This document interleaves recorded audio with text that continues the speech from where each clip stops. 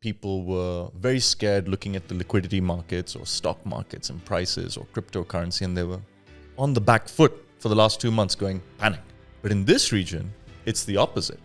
You've actually got more funds that are going to be announced over the next 2 quarters. I also see that there is greater, if I may say, affinity between, I guess, Saudi Arabia and Egypt, because they're, if I may call them, they're more real economies, right? I think for me, Egypt is a favorite. Once you set up a business in Egypt and you scale it, where can't you go? Yeah. And the way they manage their people, they manage cost, they manage scaling. I think Egypt is a very, very, very strong sleeping giant.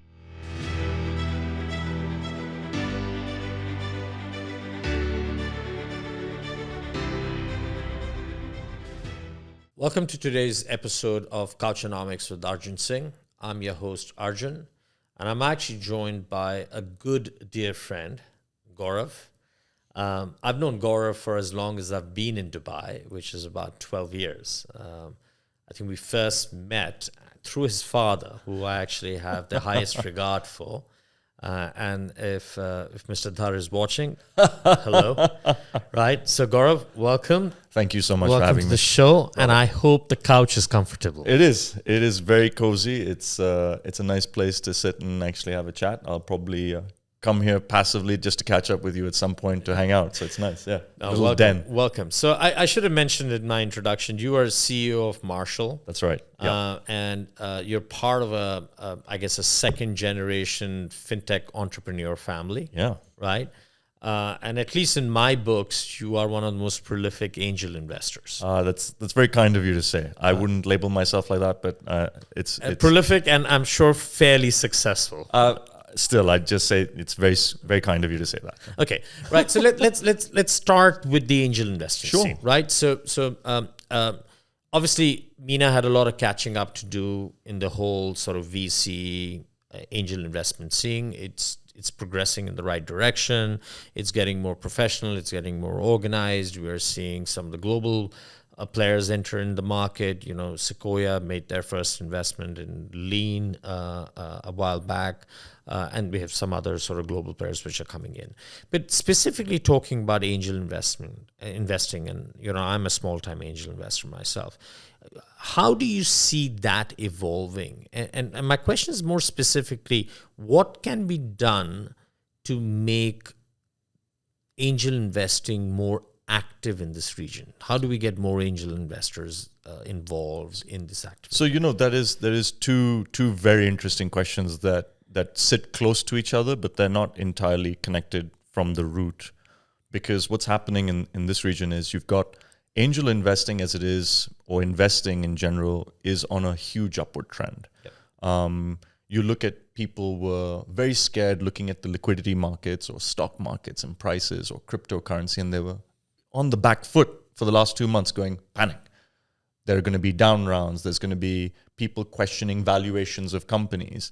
That's all very relevant in the markets where capital is saturated, where venture capital or angel investing is very mature. The United States, the Northern Hemisphere, from any perspective, even Europe. But in this region, it's the opposite. You've actually got more funds that are going to be announced over the next 2 quarters than you've probably seen of much larger volume of commitment of capital, 50 million, 100 million, 25 million, 200 million, committing their capital towards investing in this region. So we're on an upward trend without a doubt. And there's going to be a lot of money coming into this market from outside, just like you rightly said, but also from within this ecosystem. And are you expecting that they will get more sophisticated? I'm expecting that the way in which those venture capital institutions look at this region will be a mix of their own experience, because these are mature funds who have done 3, 4, 5, 6 funds. We're not talking about... Okay, so you're talking about international players coming into the market. Yes, Excellent. we are. Right. I mean, you've got VC funds that I can't name, which are competing with each other from different regions with the same label. Yep. So I mean, it's super interesting. Where, you know, you're talking about Sequoia, for example, investing in Lean in a very significant way, and then Tabby as well. Yes. And before that, you actually had Sequoia also investing in Egypt, where they had done something unprecedented. They invested a seed round in almost a first-time company in banking, in FinTech, and they took the whole round. In fact, they pushed out all the angel investors. And it was very interesting because I know all the angel investors that got pushed out of that round. But it showed you the hunger and appetite that they had to work with good founders. So there's a huge amount of interest following into this region, for sure. Absolutely. All right. But following on from that, your second question is, how do we stir the pot? How do we get more people involved from an interest point of view? How And do we from get an them, angel perspective. right, commitments from angels? How do we get more angels to come forward, or how do we get angels as they exist today to put more money in? Because pre-seed, seed, Right. there's still a challenge for a lot of startups. At least that's what I come across. Yes, you've got two schools of thought here. You've got founders which have exited companies, or have exited from companies at a very high level, a C-suite, management teams, scaling teams. These are very desirable founders or new founders with excellent experience in this region. This region's uncharted territory. From a perspective of VC or generating VC returns. And so what you're seeing is those pre-seed rounds for qualified founders, if I can coin the phrase or the terminology, those rounds will fill very quickly. I agree with you. Very quickly. It's where the challenge is with first-time founders who are leaving perhaps corporate jobs, not startup jobs, looking to play in this space for the first time, that struggle because they're trying to communicate a message of scale and growth that they haven't actually done before based on the perception of what they've seen elsewhere. So the way that they string businesses along is very much how I run my business today, which is positive unit economics, not burning capital to scale and then look at positive economics eventually, right? Which is different schools of thought. And eventually being the operative word. Yes, exactly. So those people struggle. Those founders invariably struggle because venture capital likes to back people who have done it before. Yep. And here, there are very few people who have done it before. So what's the next closest thing to do? Besides being like a Hossam Arab from Tabi that exited Namshi, what do? People who have left Kareem, people who have left Swivel, people who have left Kitopi at very high levels where they've scaled the business, Dubizzle, Property, all of these companies. Those are the people, that's the next closest thing to a successful exit founder that we can fund. Sure. But for angels to come forward, they're going to find that it's going to be very tough for them to compete with venture capital money to get access to these founders who have exited or new founders that have left startup institutions. So I think the angels are going to have to work together with groups of angels, such as Dubai Angel Investments, Saudi Angel Investors. These groups have to band together. You've got other smaller groups of people, angels, which are coming together in things called rolling funds. Yep. And rolling funds allow you to put money in every quarter or step out. You've got, I think Gary Schenkman has got one called Leiden Ventures, which is good. You've got Venture Souk as well. You've got many of these new vehicles coming up now and maturing. But the other option is to just put your money in with a fund. It depends on what level the angel investor wants to get involved. A lot of people start because they're excited by the story, the journey, and their contribution in varying degrees. They don't want to be a passive investor because they know it's such high risk. They want to be involved with the story. They want to be involved with the journey. They want to connect them, open doors, get involved. My success and your success are very intrinsically intertwined. No, I think you make a very good point because, case in point, myself, irrespective of the number of investments I've made, that's sizable enough, and you seem to be a great sparring partner because invariably every investment that has ever come down my path, I usually bounce it off you and you're already invested.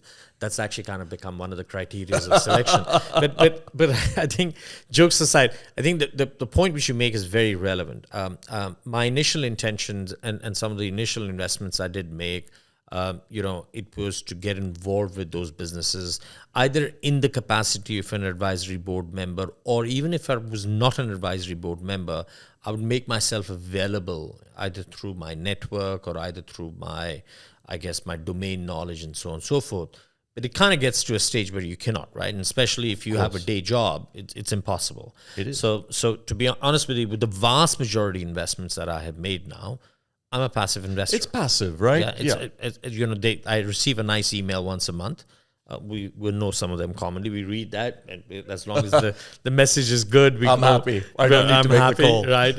If it isn't, you kind of go, well, you can't really influence much because you're insignificant. So what do you see? So for angel investors, then the answer is what? Join either these consortia, these groups of Saudi angel investors and Dubai angel investors, and we do have some common friends who sit on that.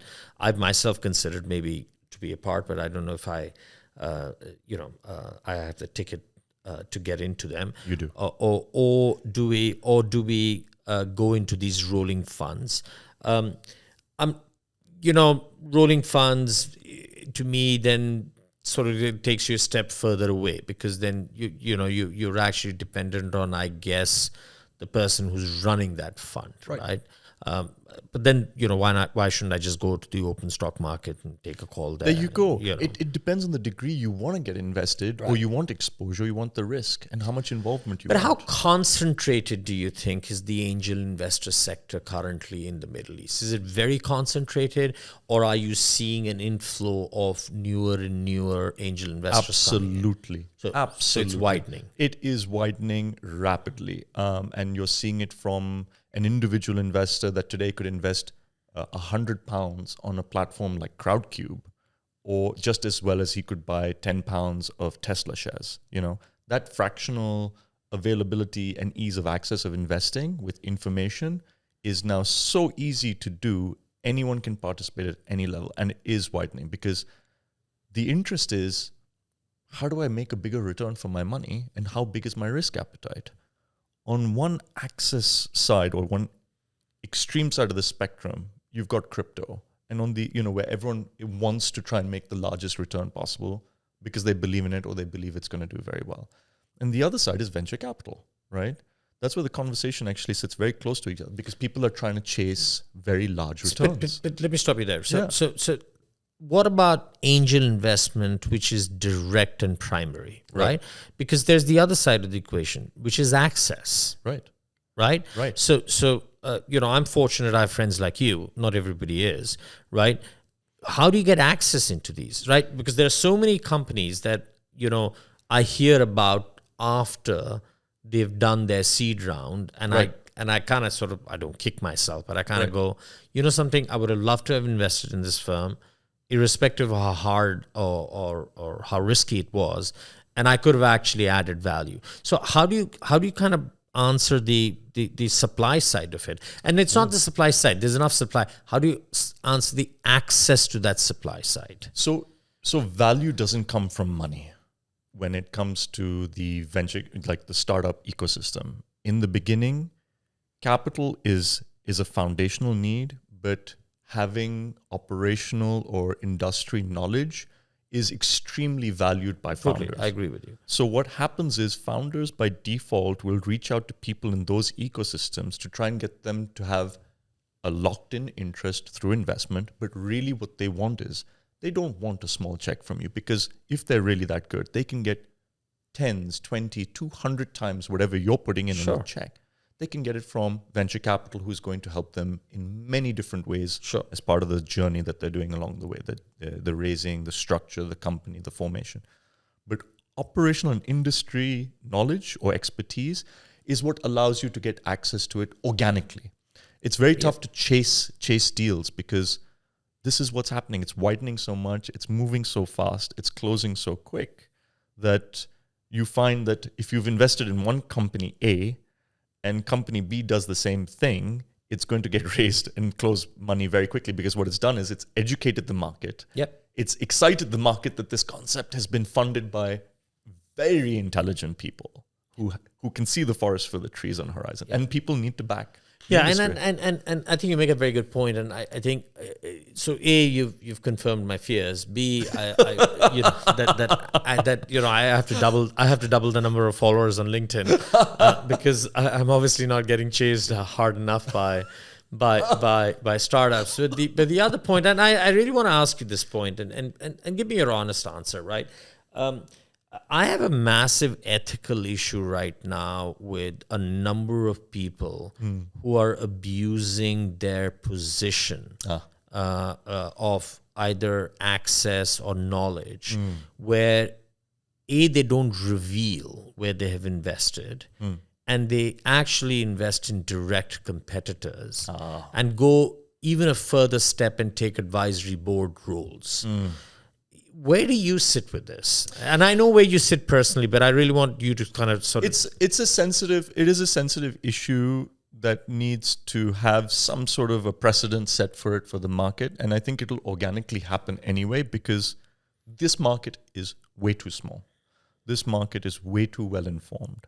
And I think what happens is these corrections will happen on their own. I don't think there needs to be an overt action to control this, because the market will decide. It'll automatically create obstacles for those entities or people in the future, because word gets around very quickly. And it should, because this morning I just came across another example, which was actually, to be honest, quite unsavory. It's a person I know very well. This gentleman is sitting on 7 to 8 different companies. Most of them compete with each other. They're all in different sectors, and to me that itself is actually quite wrong at some level. So some people have a very short-term vision. My father and my mother, who is equally responsible for our family's success, I'd like to just make that very clear. Very, very, very earlier on, they said money can come and money can go, but your integrity is the only currency which will withstand this time. Right, totally. Absolutely. And we've been a family that's been in this ecosystem for 50 years. So I think inherently we've always thought long-term, right? And that's why I enjoy investing. I'm not looking for a quick return. I'm happy for something to happen for 7 to 10 to 12 years before I get an investment back, a return back. That's the expectation. I honestly have not 3 or 4 years. It's 7 to 12 range. You're just telling me that you're pretty young. No. and I think so. Certain people have short-term visions. Sadly, and I agree with you 100% that that's not correct. And I can give you my own example. I invested in a company called Dappy. I'm a seed investor in Dappy, and I've had access to Lean and I've had access to Tharabat, and I've had conversations with both of them very openly, and I've been very transparent with them. And I've had, by the way, ethical conversations where I've told Lean, because I know them from before in different lives. And they said, Gaurav, can we ask you questions about how to maybe set up or how to approach this market or what to do? And I said, I will tell you from a friendship point of view, things that will help you as a friend. Yeah. I will not tell you what Dappy is doing or what Dappy is not doing. Yeah, I will not tell you who to talk to and who not to talk to, but I will give you advice about where you should set up, what you should do. Perhaps there are friendly investors on the other side that will talk to you. These are things which will happen anyway. I'm just facilitating a friend. And the way I look at it is, Dappy is doing what Dappy is doing, will always do. I'm not changing the course. Lean will do what it is doing. I will not change its course. But you're kind of helping people along create jobs.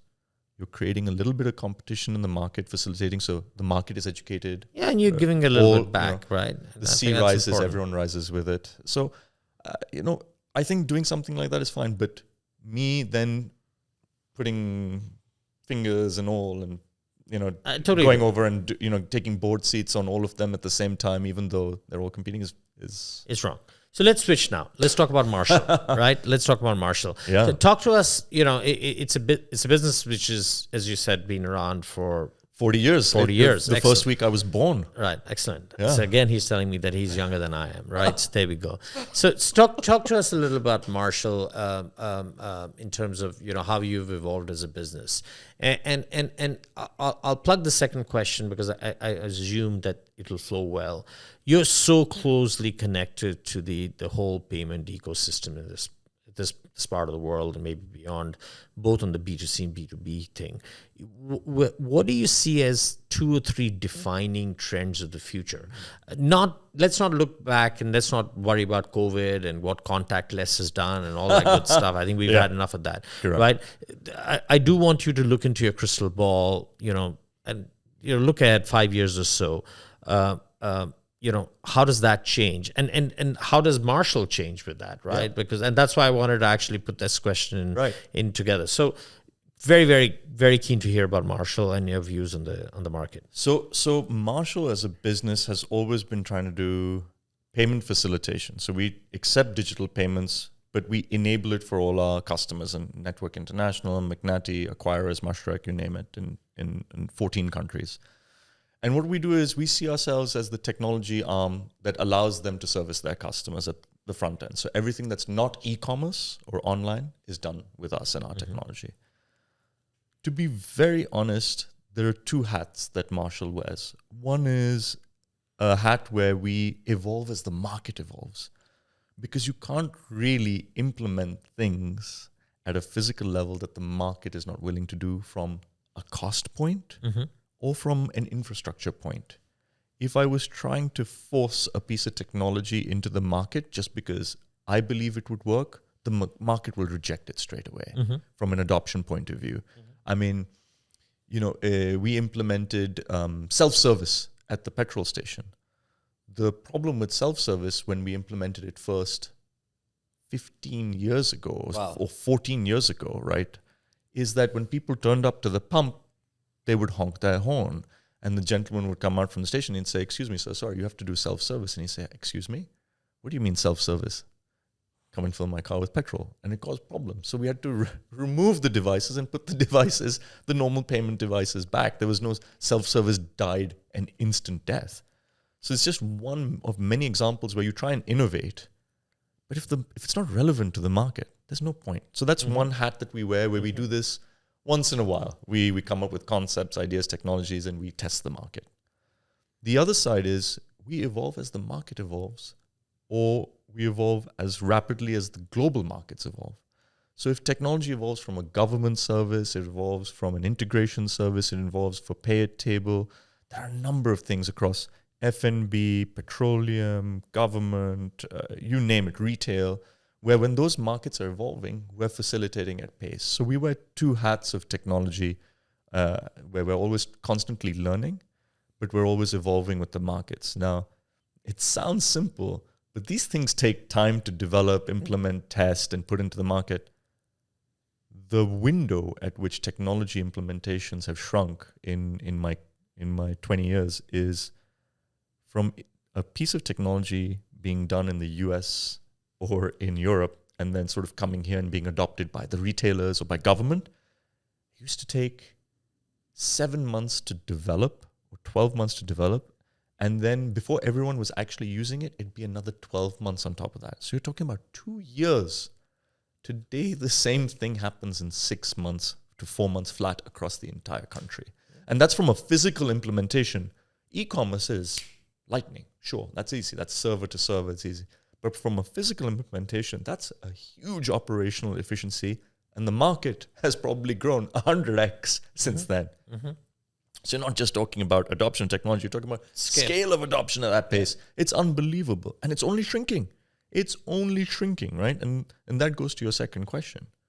Where are the things that are going to change, that are going to affect not only Marshall, but payments at a consumer level and at a retail level, right? And if I can do 2 or 3 things off the top of my head that are very, very, very clear, platforms. I think a key word is a platform. And what you're going to see is there's going to be a very clear point at which the online ecosystem and the physical ecosystem are going to sit so close to it. And or possibly converge.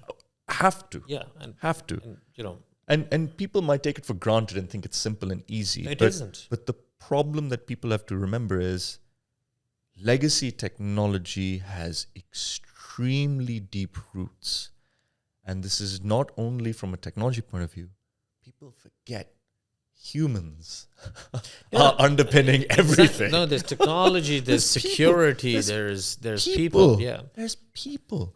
For example, today you have technology called SoftPOS. SoftPOS came out 3 years ago. Yes, I agree. I have my beautiful Android phone, not Apple. Apple's coming, but and I can tap and pay. Yeah. Have you seen it? I'm trying to find it somewhere, but it's nowhere to be found. Yeah.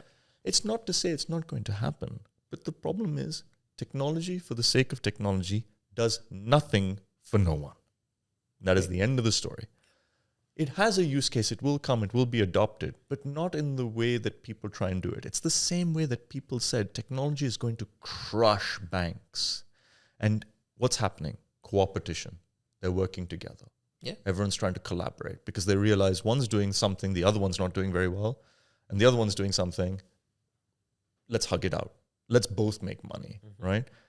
And when you're looking at things like that, that's where technology is going to move. So platforms are going to be one key way, APIs and platforms. The other thing that's going to happen is you're going to see IoT playing a big part of embedded technology connecting to payment rails.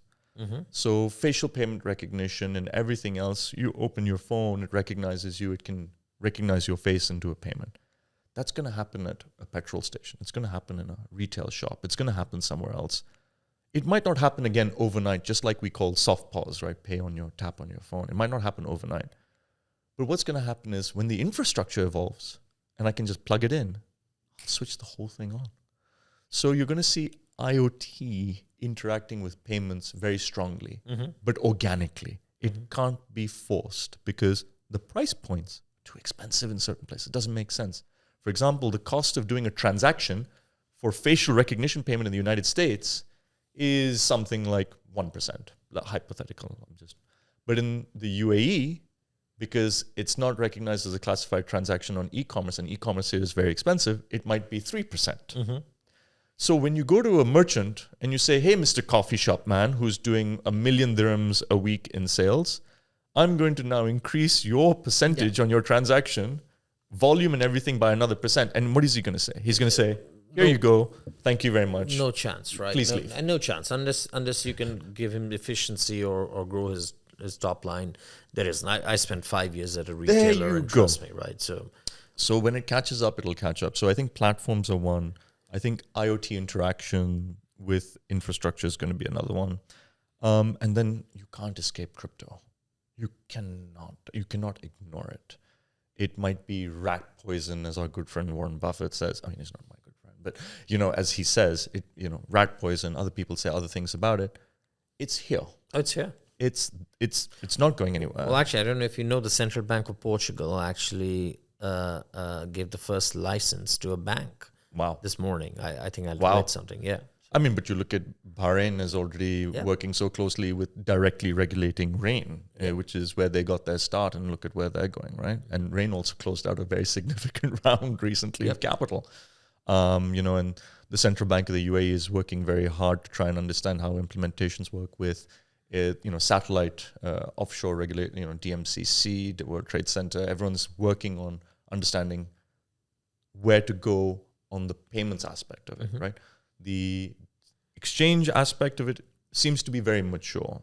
So again, these things are going to happen organically. But I think platforms, immediately, I think very, very, very now, adoption of technology. And Marshal is evolving with that very well, because the unfair advantage we have is, and we're very fortunate by this, is our retention of employees on average is 20 to 22 years.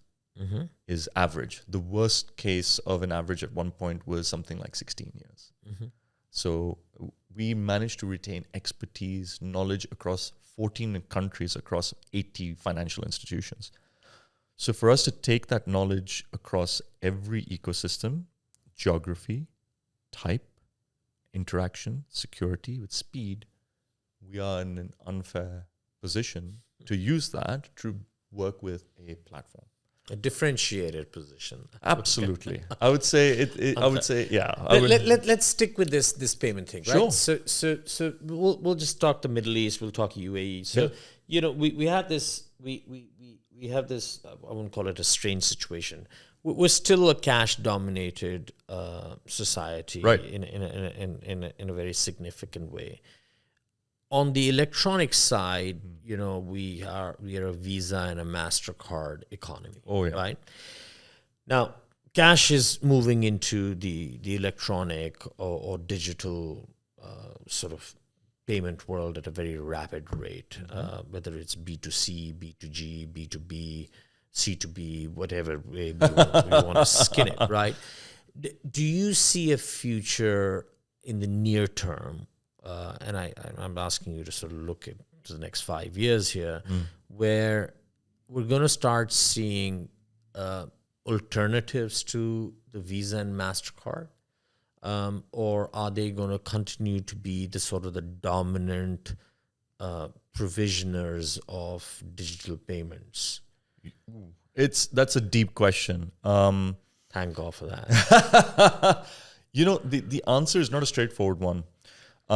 You're already seeing alternative ecosystems come up in a big way. In India, you have but I'm talking about this region, right? they're taking lessons. They're taking lessons from India. In fact, the US is also trying to pay attention to what India has done on developing common rails. UPI is just awesome. Oh my God! Right? Yeah. Oh my God! Absolutely. And actually, the UAE announced. So faster payments here. Why instant payments? Why don't we have more of it?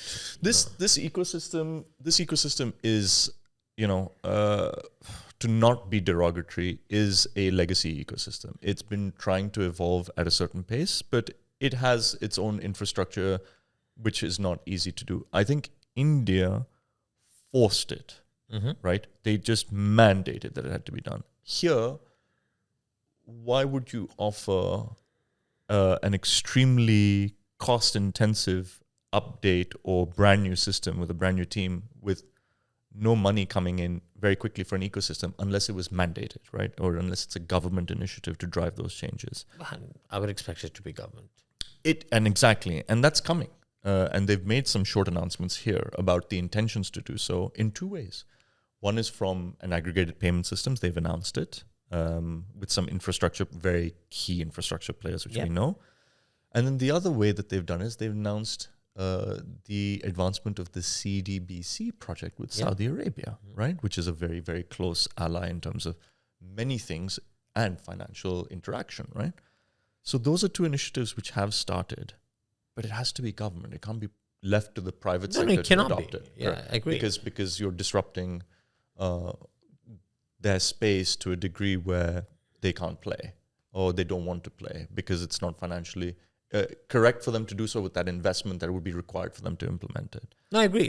If you want to see an alternative scheme in this part of the world, it'll have to be government-led. Oh, yes. We've had a couple of attempts already in the past for alternative schemes. Unfortunately, they both, one is still lingering around, but I actually have seen not happen. For me, I think it makes the market a lot more healthier if there is more alternative out there, right? It also allows for, I guess, greater choice from a corporate perspective, and it avoids people from doing, if I may say, foolish things, right? So, before COVID, as retailers, retailers kept cash because yes, there was a cost of cash, but it was never that visible and tangible, right? I know automotive companies where they capped the level of a credit card transaction you could make because, let's be honest, the margin on metal, as automotive players call, is minuscule. Yep. And if someone is coming and swiping 100,000 dirhams and you're paying 2% plus, well, there isn't much margin left for the automotive car, right? Fine, the consumers the consumers got some air miles to fly on whichever airline he or she prefers, but the metal wouldn't. And to me, that was, the face of it, it seems like a foolish decision. But as you peel the onion, you understand why that actually was the case, which is quite genuine, right? So, I do hope for this market that we see the level of disruption. BNPL was quite interesting for me, right? Because BNPL was sort of this morphed the line of lending and payment, yes. right? But then they had the challenge with ubiquity. And unfortunately, to solve the problem of ubiquity, what if they had to do? Launch Visa and MasterCard prepaid cards, Yep, right? correct. So you kind of come a whole circle, right? And you're back into that sort of that mechanism, Right. right? I'm also expecting with open banking and open finance payment initiation coming, so people can then pay their outstandings, Right. not having to put a card on file, because then again, BNPL has not really truly disrupted the payment side of it. Correct. It definitely has disrupted the way retailers sell. Right. Right. In any case, this is not about me talking and prophesizing what should happen. Let's circle back to where we started the conversation with investments in general. Right. Right. So, what's your crystal ball? What's your sort of prediction in terms of sectors, regions, geographies where I think we're going to see the greatest return on investment coming through? Is it still going to be dominated by e-commerce and FinTech? Or do you see it getting diversified? And if it is e-commerce and FinTech, let's kind of go a little bit lower in the level of abstraction and say which part of FinTechs, because the taxonomy is incredibly wide. It is definitely interesting. I'll hazard a few guesses, but I would say specific to this region, when you're looking at trends that are coming, where I believe you'll get excellent returns for your investment. B2B businesses that are doing very unsexy businesses are going to be the ones that quietly... I agree with you. Oh yeah, quietly go out, solve genuine problems, problems. Stitch together massive ecosystems, take risks in learning how those ecosystems need servicing more than they are or can ever be with traditional financial access, financial capital, data, and those ones are going to be absolutely tremendously huge on returns. I think for me, Egypt is a favorite. I love Egypt. For me, feels very close to India. I agree with you. In the sense of... Actually, Cairo feels like you're in Bombay. Yeah, it does. It exactly what I say. That's funny. That's weird. Or Mumbai, if I have to be politically correct. But Egypt feels like India. And then if, Egypt, once you set up a business in Egypt and you scale it, where can't you go? Yeah. And the way they manage their people, they manage cost, they manage scaling. I think Egypt is a very, very, very strong sleeping giant, although they just announced a massive fund with some of our good friends recently in the fintech sector. So I think I'm not the only one who's been thinking about Egypt. I think Saudi Arabia, the kingdom, is something that you cannot ignore in any way, shape, or form, and you should not underestimate them. I think a lot of people who don't live in this region looking in underestimate the actual value creation in KSA, the kingdom. Not the financial backing or power that they have, the value creation that ecosystem can generate in terms of building companies that can go regional. I think people underestimate that. No, and I think you will, and I agree with you. I think I do work with a number of them in my sort of day job capacity, and I can actually see that once they've got their necessary traction across the kingdom, there's no reason for them to be coming across the border to other parts, right? I also see that there is greater, if I may say, affinity between, I guess, Saudi Arabia and Egypt, because they're, if I may call them, they're more real economies, right? The population is a lot more stable. You have the rich and the poor. They are multi-city environments.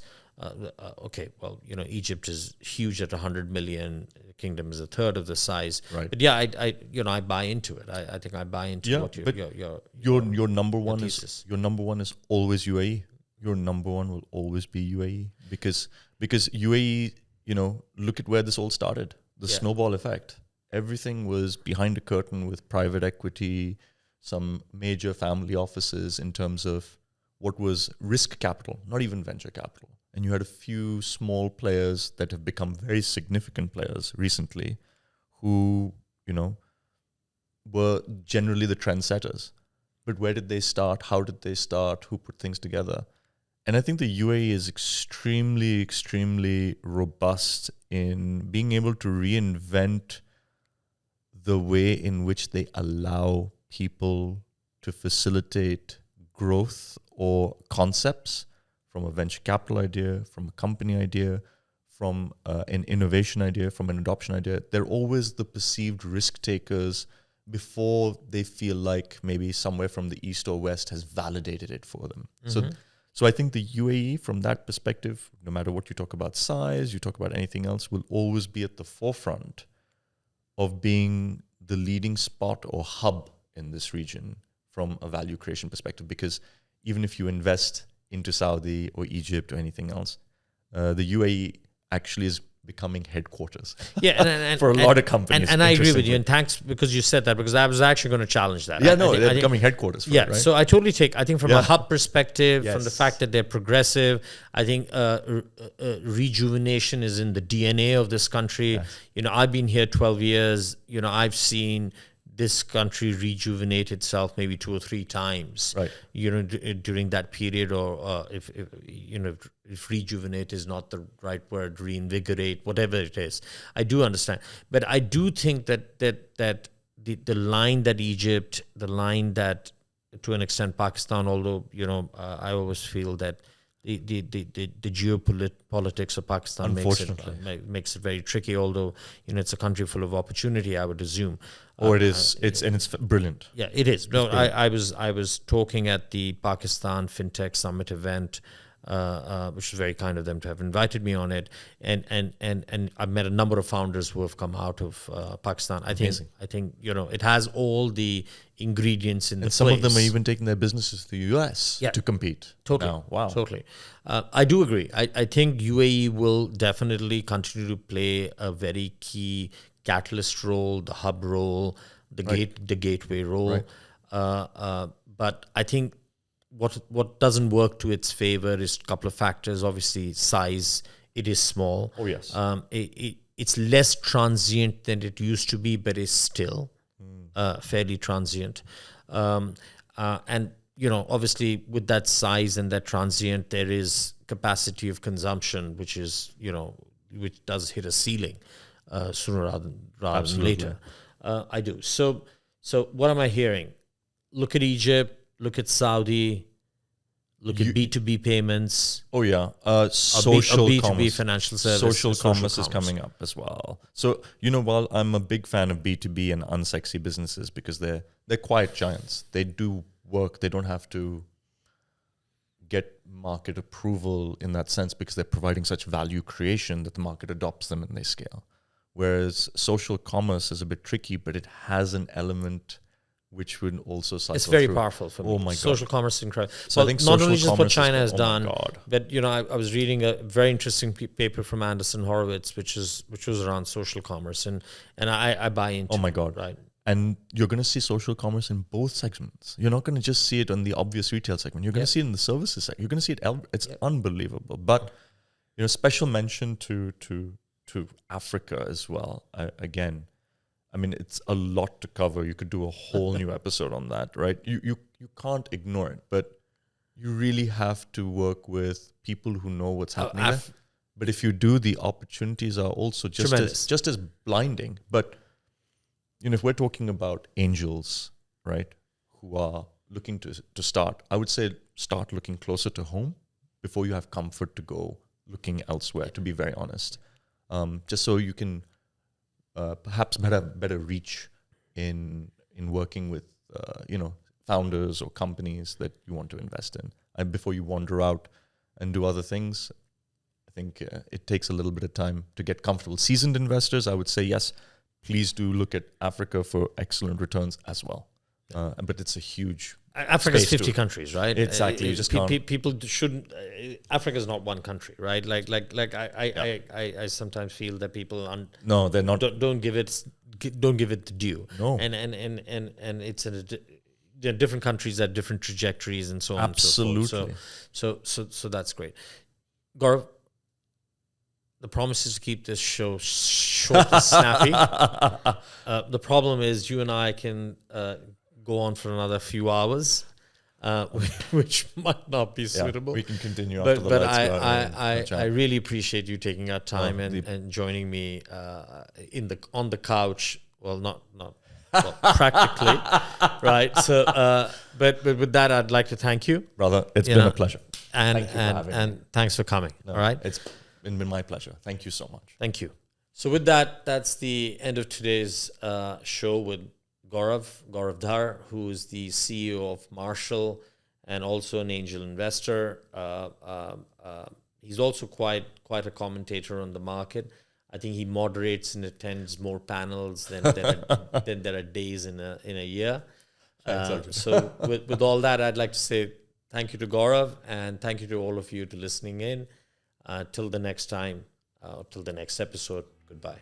And today I'm joined by Smita Ghosh, who's the co-founder and CEO of a youth banking, child banking, teen banking app called Kashi. We now have, as of yesterday, about 21,000 teens that have downloaded our referral app. Excellent. And are engaging and referring friends. We are speaking to an audience that have nothing available. I run a Discord server of about 1,500 teenagers, and they are begging me, when are you launching, right? So they are dying to have a product.